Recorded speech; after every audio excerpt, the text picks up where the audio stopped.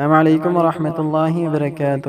عمل فراغت رزق، فراغت رزق کے واسطے یہ بھی عمل اچھا ہے کہ ہر روز 4 رکعت نفل پڑھے، پھر سجدے میں جا کر 100 مرتبہ یا وہاب پڑھے، اور اگر فرصت نہ ہو تو صرف 85 دفعہ پڑھ لیں، مگر ناغہ نہ کرے اور فجر کی نماز کے بعد صرف یا مغنی 1100 مرتبہ یعنی 1100 مرتبہ پڑھیں، اگر فرصت نہ ہو تو صرف 100 مرتبہ ہی پڑھیں۔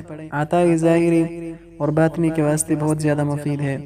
جوت قضاء حاجت، ہر مراد پوری ہونے کے لیے الحمد شریف کا پڑھنا بھی بہت مجرب ہے۔ اس ترکیب سے پڑھے کہ بسم اللہ الرحمن الرحیم کی میم کو الحمد کے لام کے ساتھ ملا، یعنی بسم اللہ الرحمن الرحیم الحمدللہ۔ اس طریقے سے یکشنبہ کے دن سے شروع کرے، فجر کی سنت اور فرض کے درمیان میں 70 بار پڑھے، دوسرے دن اسی وقت 60 بار، ہر روز 10 بار کم کرتا جائے، یہاں تک کہ ہفتہ کے روز 10 بار پڑھے۔ یہ ترکیب اہل مطلب کے واسطے یعنی جو بھی حاجت ہو اس کے واسطے بہت زیادہ مفید عمل ہے۔